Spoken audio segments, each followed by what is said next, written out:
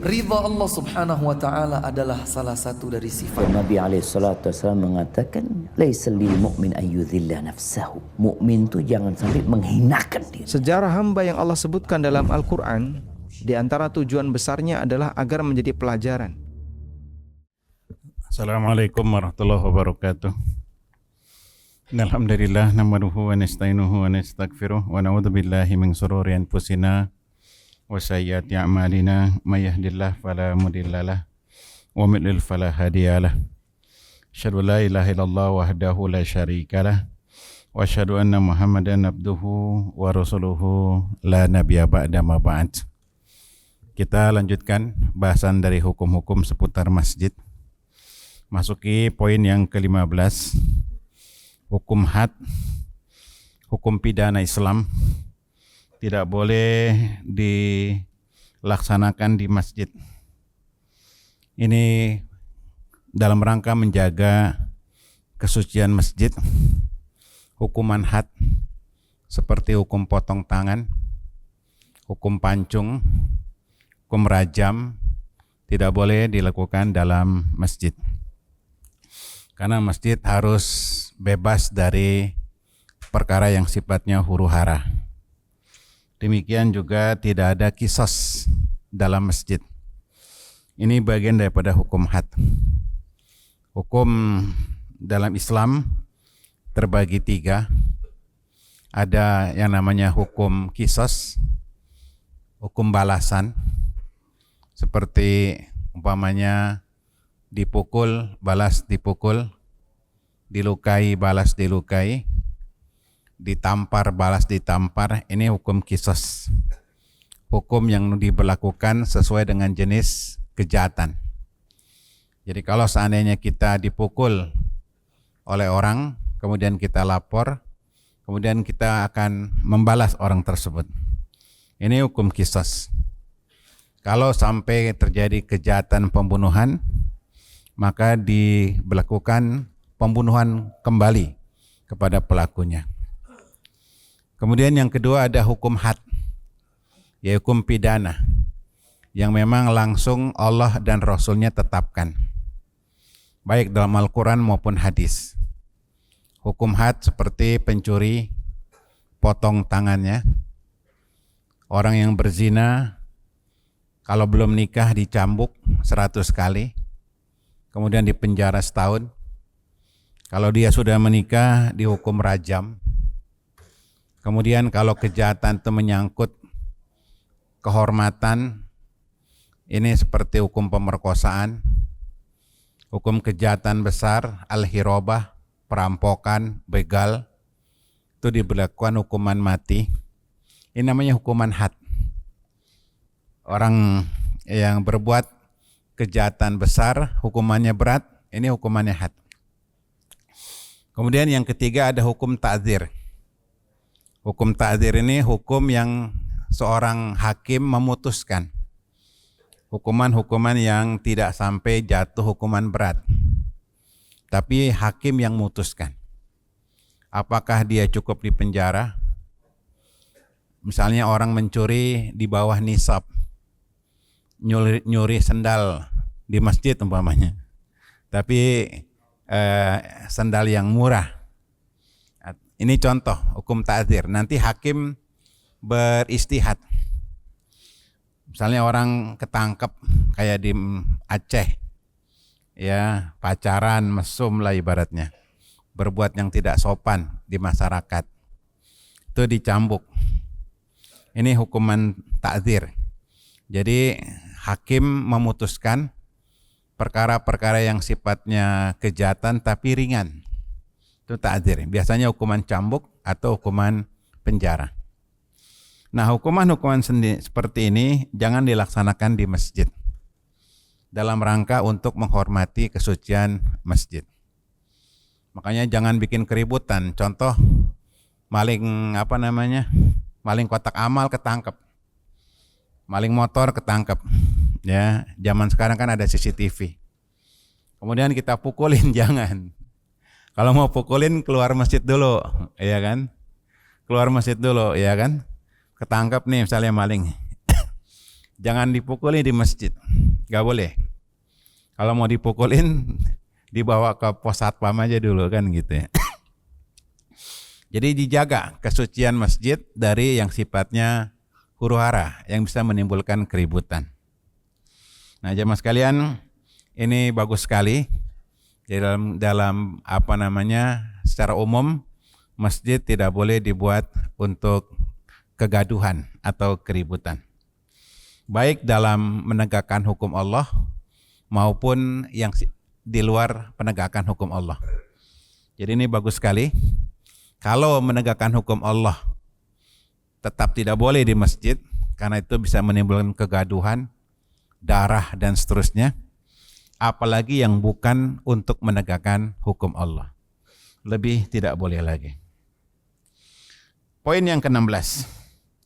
Tidur, makan, bertempat tinggal dan menetapnya orang sakit di masjid. Jadi jamaah sekalian, pada prinsipnya masjid buat tidur boleh. Selama tidak mengganggu aktivitas masjid.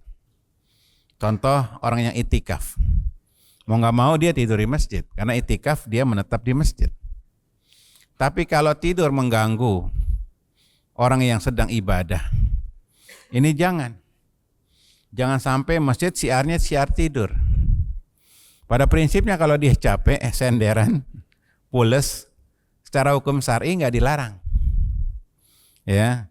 Tapi kalau dia mengganggu, jadi banyakkan yang tidurnya dari yang ibadahnya, ini tidak tepat.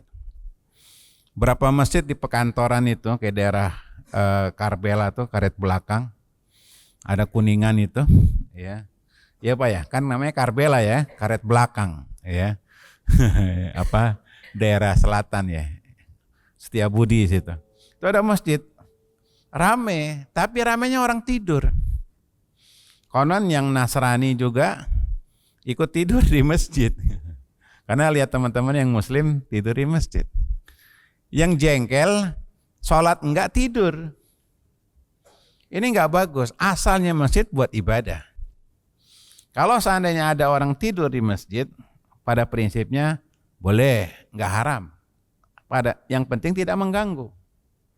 Ya, kalau sampai mendengkur, ganggu yang sholat, ini jangan. Kalau masjidnya luas, ya silakan. Saya juga termasuk orang yang suka tidur di masjid. Pokoknya enak dah tidur di masjid. Suatu ketika saya ke Bintaro, ada urusan.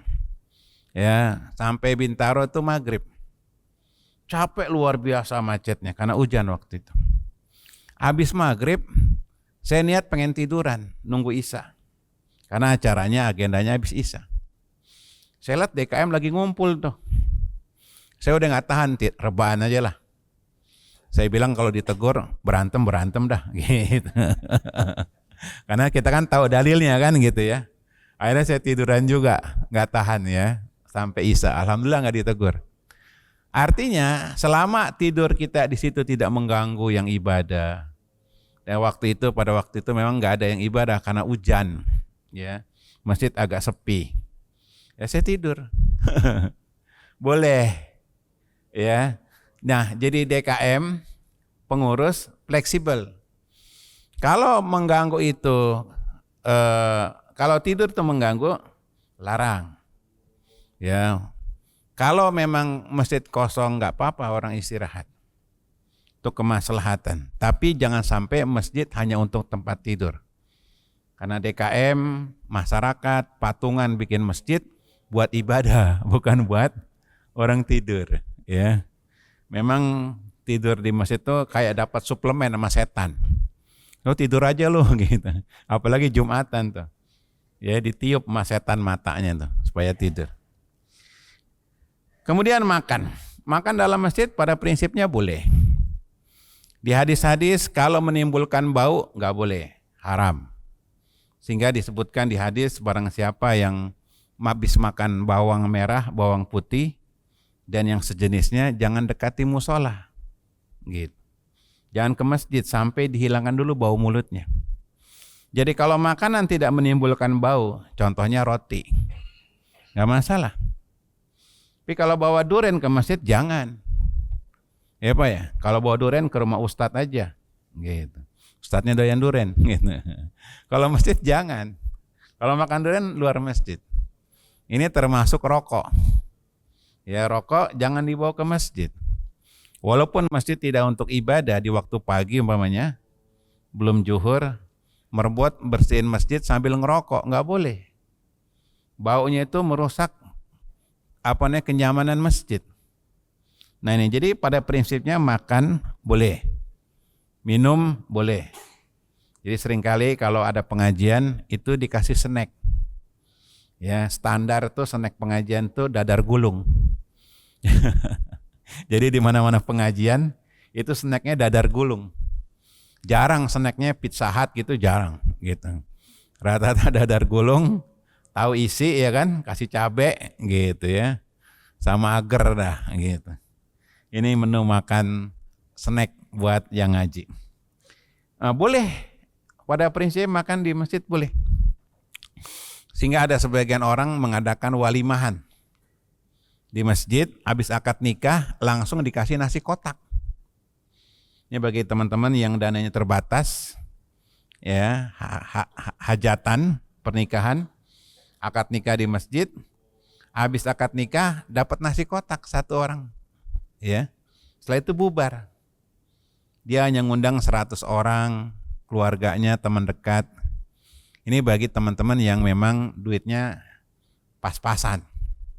Boleh, selama makanan itu sekali lagi tidak menimbulkan bau-bauan. Tradisi bangsa Arab itu ada namanya bawang putih ya, yang suka ada buat nasi kebuli itu. Iya kan? Bawang putih bukan? Bawang bombay ya benar, bawang bombay. Tukang makan apalah aja nih. Bawang bombay. Nah itu sebagian orang itu makan berlebihan sehingga menimbulkan bau di mulutnya. Dan bau di masakannya. Jadi kalau makan makanan kayak snack, kayak kue-kue itu kan nggak menimbulkan bau. Ya demikian juga kayak roti itu nggak menimbulkan bau, nggak masalah. Pada prinsipnya orang makan minum di masjid. Tapi sekali lagi, masjid bukan dibangun buat makan minum. Sekarang mulai ada masjid-masjid ramah jamaah. Ya, sponsori oleh Joko Karian dan beberapa masjid sehingga orang mau ngopi masjid fasilitasi. Silakan, tapi jangan di masjid. Ya, bikin teras tersendiri. Buat kongko-kongko, buat ngopi-ngopi, silakan. Ya, sekarang banyak masjid-masjid ramah jamaah namanya. Jadi orang daripada ngopi di tempat-tempat ngopi, ya di kafe, mending di masjid, dikasih gratis. Ya, kasih gratis kopinya. Saya juga ada tuh di daerah Bekasi. Ya, gratis, kopinya kopi Aceh. Karena yang DKM-nya orang Aceh semua, jadi kopinya kopi gayo. Ya, dan ada gilingan kopinya. Ada gilingannya, jadi langsung press kopi itu. Silakan, boleh ngasih fasilitas makan, kayak apa ya, ada masjid juga ya, ngasih makan ya. Iya kan, Joko Karen ngasih makan ya, ngasih makan. Silakan buat makan-makan, tapi jangan di dalam masjid. Ya, panitia mengadakan makan-makan, silakan. Ya. Kemudian tempat tinggal. Dibolehkan tinggal di masjid. Ini seperti marbot. Di masa Nabi bahkan marbotnya perempuan. Jadi sekalipun perempuan haid, boleh dia diam di masjid, tidur di masjid selama tidak mengotori masjid. Ya, demikian juga merawat orang sakit. Kalau terjadi korban bencana, merawat orang yang sakit di masjid hukumnya boleh. Semua kegiatan sosial pada prinsipnya boleh, dengan catatan kekhusyuan masjid terjaga. Ya, korban bencana biasanya masjid tempat pengungsian. Jadi bapak-bapak sekali lagi tidur, makan, tempat tinggal, merawat orang sakit di masjid hukumnya boleh. Poin ke-17. Permainan yang dibolehkan dalam masjid. Jadi bolehkah mengadakan permainan? Atau bahasa kita olahraga? sehubungan di masa Nabi SAW kaum Habasyah, orang-orang Afrika itu melakukan sebagian atraksi tangkasan pedang. Pada prinsipnya kalau peristiwa permainan itu tidak terlalu mengganggu aktivitas masjid, nggak masalah. Tapi kalau dalam kondisi besar-besaran, gede-gedean, rame, ini mengganggu kehormatan masjid, ya jangan.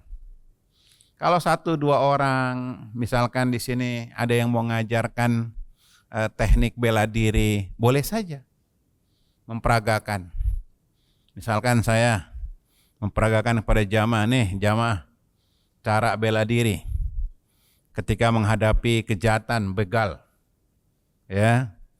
Tekniknya apa? Pakai pulpen.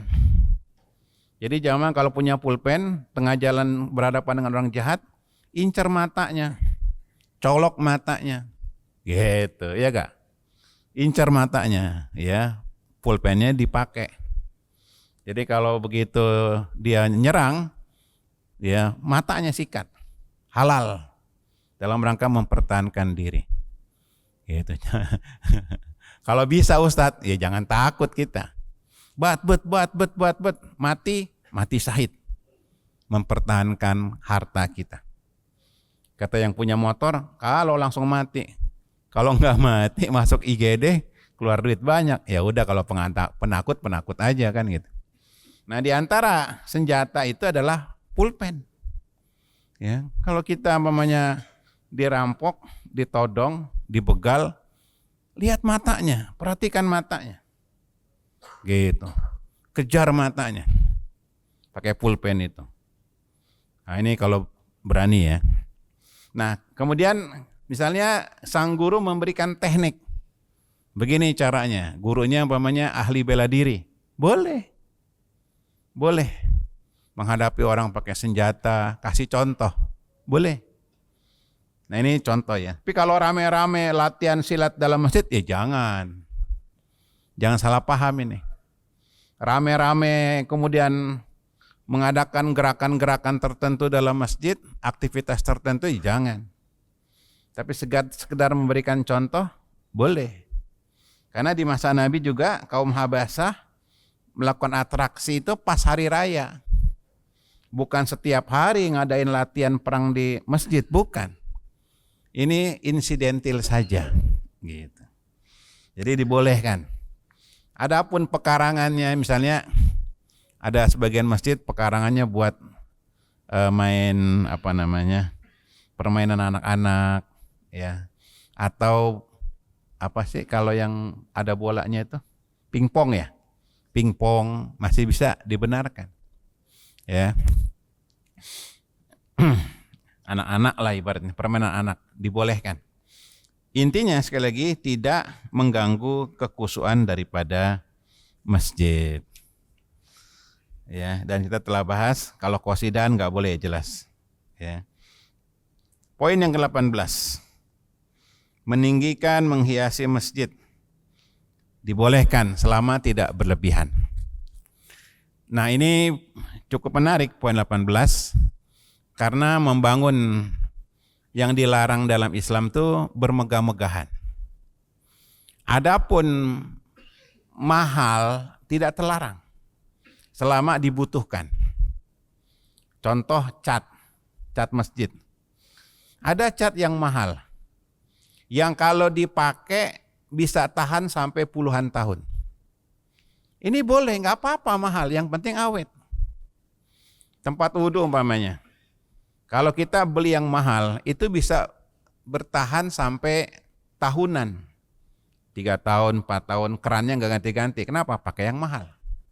Nggak apa-apa, yang penting manfaatnya jelas. Ketimbang pakai yang plastik, murah, goceng harganya, tapi baru 2 hari copot lagi kan. Akhirnya kita bolak-balik ganti, keluar duitnya banyak juga. Jadi yang dilarang bermegah-megahan yang tidak ada manfaatnya. Contohnya kayak kasus kubah emas. Ya, di mana ya? Sini di mana? Depok ya, Depok. Apa Cinere sih? Depok ya. Perbatasan. Ya, Depok ya. Kubah emas ini nggak boleh mubazir. haram hukumnya. Tabdir itu haram. Pakai emas, ya, kubahnya. Buat apa? Nggak ada manfaatnya. Dan ini kalau dari sisi ajaran, ini dari ajaran Syiah di Iran. Di Iran memang banyak kuburan emas, kemudian kubah emas, tempat-tempat keramat dilapisi emas. Nggak benar, mubazir, ya. Dan bukan itu tujuan pembangunan masjid, dilapisi pakai emas. Ini terlarang menghias masjid seperti ini. Dan ini memang tanda akhir zaman. Masjidnya dibagus-bagusin tanpa ada kepentingan. Jadi bapak-bapak, sekali lagi, menggunakan fasilitas yang mahal ketika dibutuhkan boleh. Kayak kita nih karpet nih. Ya, mahal, dipakai boleh. Nyaman, nggak apa-apa. Nggak berlebihan. Memang berlebihan itu definisinya nisbi. Ya, menurut kita mewah karena kita orang miskin. Biasa pakai tikar. Nggak boleh nih mewah-mewah. Yang bilang mewah orang susah. Tapi kata orang yang kaya, orang Dubai, wah ini mah karpet murah. Jadi nisbi memang ukuran mewah. Karena saya pernah panitia dekat rumah bikin masjid, ya, tingkat. Kemudian ada yang nyela, ini kemewahan nih, gitu. Tergantung yang nilai mewah siapa. Kalau yang nilai orang susah, emang bagus dikit mewah. Tapi kalau yang nilai adalah orang-orang memang yang hidup di kalangan atas, dia bilang, wah ini mah masih standar, belum mewah. Jadi nisbi. Maka yang dipakai ukurannya adalah manfaatnya. Jadi kayak cat nih, kita beli cat yang mahal nih. Kenapa bisa sampai puluhan tahun itu gak ngecat-ngecat lagi? Ketimbang kita beli cat yang murah, setahun udah belang. Akhirnya ngecat lagi. Jadi asas manfaat. Nah, contoh kemewahan pada zaman sekarang yang tadi kubah emas itu. Itu mewah yang tidak ada manfaatnya. Pada zaman sekarang ini memang sedang terjadi perubahan terhadap masjid. Masjid mulai dihias. Maksudnya bukan dihias, dicakepin. Kenapa? Karena animo orang datang ke masjid mulai bagus. Di Tanjung Priok saya ngajar, musola itu yang sholat, yang ngaji sedikit. Tiba-tiba datang orang kaya, pengusaha. Dia bangun rumah percis samping musola. Dia nggak enak, masa rumahnya gede, cakep, musola sebelahnya jelek. Akhirnya musola dibangun bagus. Dipakai AC, karpetnya bagus. Efeknya luar biasa. Orang-orang datang ke masjid, ke musola itu. Kenapa? Karena nyaman. Ya, apalagi Tanjung Priok panas kan. AC-nya kenceng nih, nyaman, tumakninah. Kayak di Pama nih, yang nyender-nyender. Tumakninah. Iya kan, tenang ya kan. Kondusif, ya kan. Makan dulu di kantin ya kan. Habis makan, sholat zuhur, sholat subuh nyender dah. Gitu. Ngimpi dah, ya kan. Nah, ini memberikan kenyamanan pada akhir zaman dibolehkan. Selama wajar. Kayak ini nih, masjid di kita ini. Mungkin kalau orang kampung ya, dusun, ngelihat, mewah banget. Tapi orang-orang yang biasa di Jakarta, ya nggak, ini standar, nggak masalah, nyaman. Jadi menilai kemewahan itu nisbi memang. Jadi jangan sampai ada paham, perhatikan. Di Jawa ini ada paham, masjid itu harus ngikutin Rasul, percis. Pakai pelepah korma, nggak pakai ubin, di tanah langsung. Nabi sholatnya kan di tanah langsung. Di masa Nabi sholatnya tanah langsung, pasir. Jadi mereka bikin masjid betul-betul atasnya itu ini kayak pelepah kurma, jadi pohon, batang-batang pohon. Kemudian sholatnya pakai sendal. Ada Pak, masuk TV itu, berita. Ini salah paham. Kalau bahasa kasarnya blow on. Ya, bahasa Rocky Gerungnya apa namanya? bodoh, dungu kalau bahasa Rocky Gerung. Tapi kalau bahasa orang Jakarta, blow on. Jadi masjid di masa Nabi yang sifatnya pakai pelepah korma itu insidental saat itu. Kondisinya memang seperti itu. Dan ulama tidak ada yang menyuruh kalau kamu bikin masjid pakai pelepah kurma kayak di masa Nabi, nggak usah pakai karpet, nggak usah pakai ubin. Waduh, yang haji ntar mikir-mikir mau sholat di sana pasir semua kan gitu. Alhamdulillah, zamannya sudah luar biasa. Bahkan masjid-masjid udah kasih keramik yang mahal, ditimpa pakai karpet lagi. Nyaman luar biasa. Udah nyaman begini, orang kadang masih susah untuk diajak ke masjid. Bayangin kalau masjidnya masih tanah, lebih ogah lagi orang ke masjid. Yang udah nyaman saja, orang masih susah untuk diajak ke masjid. Kita bersyukur sama kaum muslimin yang mewakafkan hartanya untuk kenyamanan masjid. Dan kalau perusahaan yang bikin, kita terima kasih sama perusahaan yang memfasilitasi tempat ibadah yang nyaman. Karena sampai hari ini masih banyak perusahaan-perusahaan sembarangan buat karyawannya ibadah, sembarangan, bau gitu, kotor. Lihat kasus pom bensin, iya Pak ya. Pom bensin ada musola, tapi kadang asal-asalan. Padahal kalau dibagusin itu daya tarik. Ya, pom bensin yang ece-ece ya. Kalau pom bensin yang besar di tol, alhamdulillah udah ngerti itu. Cakep-cakep. Ya, kadang cuci tangannya pakai sensor. Ya kan, mau kencing juga pakai sensor airnya kan gitu. Alhamdulillah kita hidup di akhir zaman, masjid mulai bagus. Adapun yang haram, sekali lagi ini orang bikin besar, nggak ada manfaatnya, bermegah-megah, nggak ada isinya, ini yang disayangkan. Makanya ketika masjid sudah bagus, sudah cakep, hendaknya kita berusaha agar dimakmurkan untuk ibadah kepada Allah Subhanahu wa taala. Sekarang ini alhamdulillah Pak, mana-mana masjid cakep. Kamar mandinya. Bahkan saya ada masjid-masjid tempat singgah. Kita bisa mandi di sana, buang hajat di sana, istirahat di sana, nyaman. Ya. Untuk wilayah Jakarta, Jabodetabek itu nyaman. Tapi sayang kalau masih di daerah, kita sayangkan masih banyak masjid-masjid yang tidak diurus. Dan saya berharap teman-teman punya jihad untuk perhatian sama masjid. Ya, kalau kita ada rezeki, bantulah masjid-masjid di sekitar kita agar nyaman buat keluarga kita, buat masyarakat secara umum, supaya mereka nyaman dalam ibadah. Nah, jadi hal-hal yang enggak prinsip, sekali lagi, jangan dipaksain. Ya, contohnya pakai kubah emas dan hal-hal yang kurang ada manfaatnya, hanya sebatas bermegah-megah. Adapun dana, perhatikan, pengelolaan dana masjid ini, kalau memang untuk hajat masjid dan yang terkait, pada prinsipnya nggak apa-apa dikeluarin.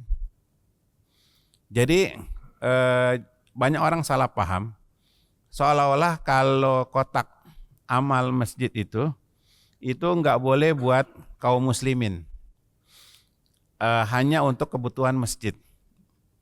Jadi misalnya kotak amal nih di sini, itu orang menganggap kalau kotak amal di masjid itu hanya untuk kepentingan masjid. Nggak boleh untuk anak yatim, nggak boleh untuk fakir miskin, seolah-olah nggak boleh. Ini nggak tepat. Ketika orang beramal di suatu masjid, itu umumnya di negeri kita akadnya untuk kemaslahatan umat.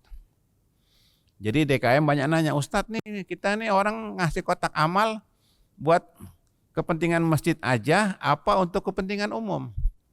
Kepentingan umat umpamanya, buat santunan, fakir miskin, hitanan massal, bolehkah pakai kotak amal masjid? Pada prinsipnya boleh.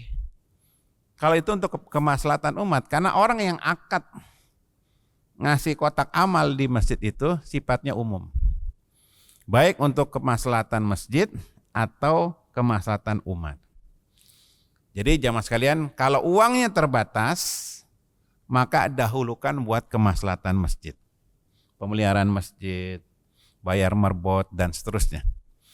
Tapi kalau duitnya berlimpah, kayak masjid di sebagian tempat sampai ratusan juta, bahkan sampai miliar, maka jangan disimpan.